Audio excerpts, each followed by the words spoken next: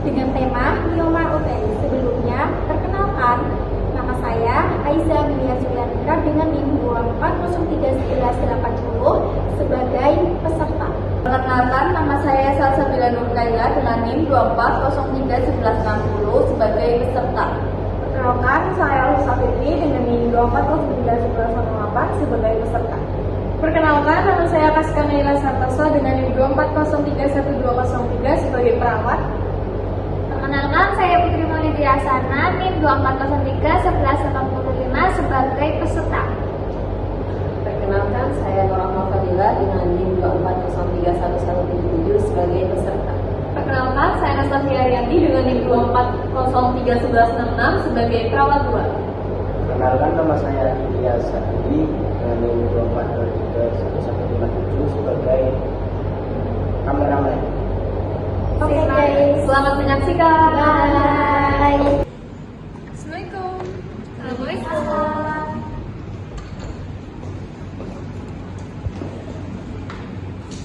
Assalamualaikum warahmatullahi wabarakatuh. Waalaikumsalam warahmatullahi wabarakatuh. Selamat siang ibu-ibu. Siap. Terima kasih ya udah pada mau hadir di penyuluhan kesehatan kita hari ini. Saya perawat Kaska dan ini rekan saya perawat Anas dari Puskesmas yang akan melakukan penyuluhan di hari ini ya Bu. Baik, perkenalkan saya perawat Anastasia. Di sini saya bersama perawat Kaska yang akan mendampingi perawat Kaska untuk memberikan penyuluhan tentang mioma uteri. Baik, bisa dimulai ibu untuk penyuluhan pada hari ini.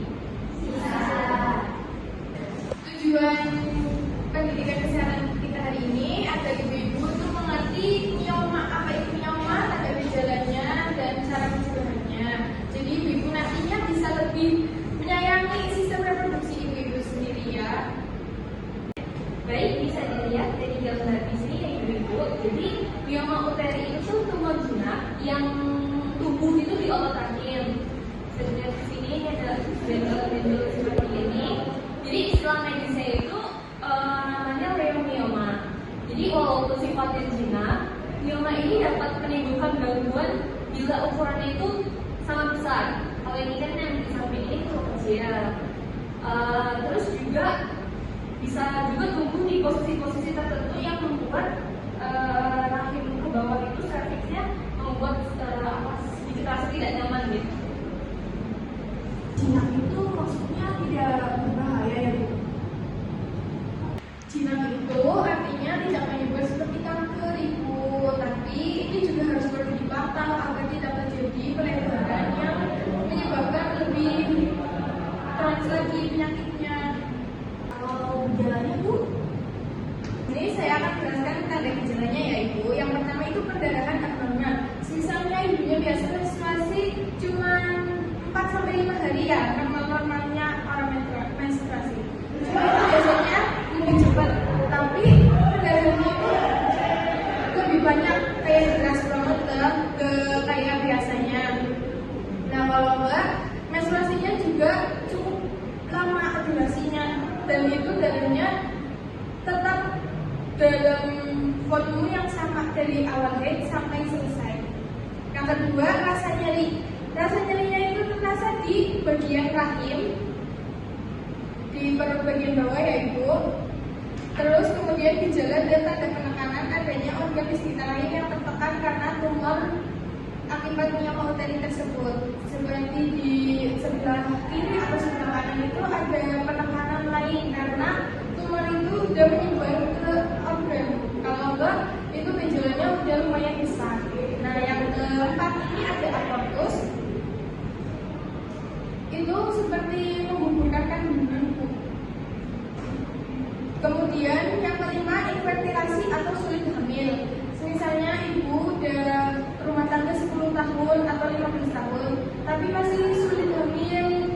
Padahal udah mencoba nih program hamil, program bayi atau apapun itu ya Bu, cuman masih sulit. Nah ini mungkin bisa jadi ibunya itu ada mioma uteri. Seperti itu. Kalau tidak ada tanda gejala bisa Bisa banget ibu, jadi banyak dari kita sebagai wanita itu nggak menyadari kalau kita itu terkena mioma.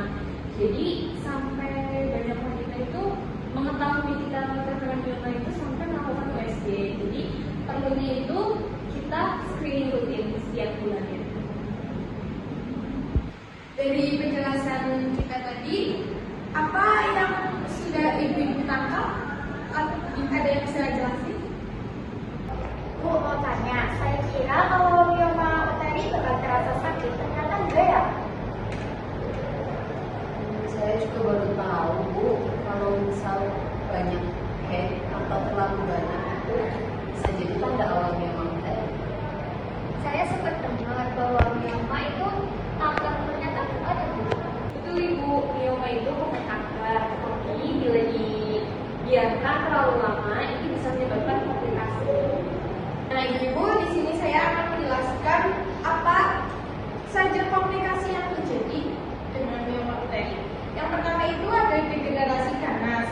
Tapi keganasan ini umumnya bisa ditemukan pada pemeriksaan histologi, Bu. Jadi kita nggak bisa langsung menduga kalau ini udah ganas atau belum. Ini harus melewati pemeriksaan. Kemudian yang kedua ada torsi atau tekanan tangkai.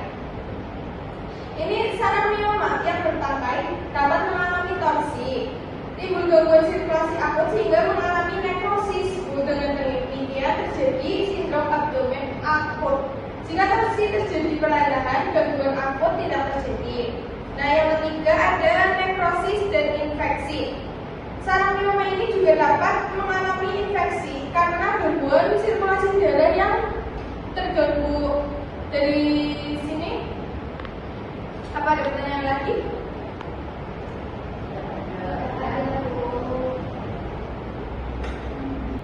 Baik, kalau tidak ada pertanyaan, saya lanjut ke penanganan ya, Ibu.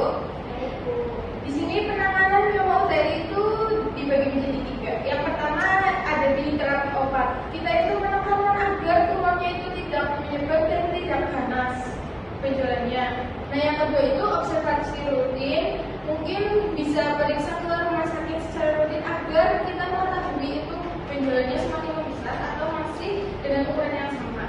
Yang ketiga, jika sudah parah, kita harus melakukan operasi untuk mengambil penjualan tersebut. Kalau operasi, apakah rahimnya harus diangkat Bu? Baik, jadi untuk pengangkatan rahim itu nggak selalu ya Ibu. Jadi ada operasi namanya pengangkatan miomanya saja. Apa yang disebut itu biasanya miomektomi. Terus pengangkatan rahim itu namanya hisektomi, yang hanya dilakukan bila kondisinya itu udah cukup parah atau berat dan pasti tidak merencanakan mempunyai anak lagi atau kehamilan lagi ke depannya, begitu. Nah, untuk cara perawatan jika pasien sudah post operasi tapi sudah boleh digunakan, ini yang pertama kita melakukan pemantauan kondisi pasien. Ini dilakukan 3-6 bulan pasca operasi. Kemudian yang kedua, strategi tambahan. Kita memberi strategi kepada pasien saat di rumah sakit. Di rumah bisa melakukan terapi relaksasi atau terapi apapun yang memungkinkan pasien agar merasa lebih tenang dan nyaman. Kemudian yang ketiga, efektivitas dalam waktu pemberian terapi pijat kaki. Pijat kaki ini juga bisa menjadi terapi yang ampuh ya ketika rasa sakitnya itu muncul lagi. Kemudian yang keempat, tentang nutrisi, cara makan kita. Kita harus mulai menjaga setelah post operasi itu memungkinkan kita untuk menambah zat besi, kemudian vitamin C agar penyembuhannya lebih cepat. Yang kelima, PHBS atau perilaku hidup bersih dan sehat dengan menjaga cuci tangan, menjaga kebersihan diri, mandi, terus kemudian menjaga lingkungan juga ya. Yang keenam ada mobilisasi. Jika pasien tidak memungkinkan untuk melakukan aktivitas sendiri, kita selalu harus mendampingi pasien post operasi mioma. Kemudian ketika kasurnya, kamarnya itu jauh dari kamar mandi, nanti kita bisa pilih kasur atau kamar yang dekat dengan kamar mandi sehingga memudahkan pasien untuk melakukan BAK atau BAB. Seperti itu. Apa ada yang mau ditanyakan lagi?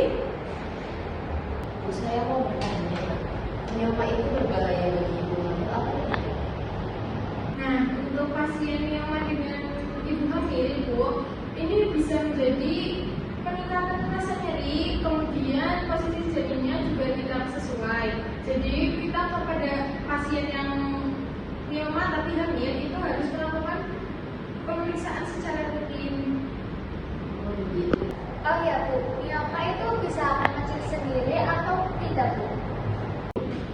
Biasanya pada wanita yang sudah mengalami menopause itu karena hormon estrogennya menurun, jadi mioma itu bisa mengecil. Tetapi jika di usia kita yang lebih produktifnya, mioma itu biasanya tetap akan bisa bertambah besar. Penggunaan KB hormonal bisa memicu mioma. Untuk KB hormonal itu bisa meningkatkan hormon estrogen ataupun progesteron. Jadi kita harus memilih KB yang sesuai dengan melakukan pengecekan kesehatan terlebih dahulu. Ibu, apakah ada makanan yang harus dihindari? Iya Bu, untuk makanan itu sebaiknya bisa dikurangi makan makanan berlemak seperti kayak daging merah itu bisa dikurangi, makanan cepat saji juga bisa dikurangin, terus perbanyak makan sayur, buah dan makanan dari bisa. Kalau pakai jamuan herbal itu bisa mengobati mioma Bu?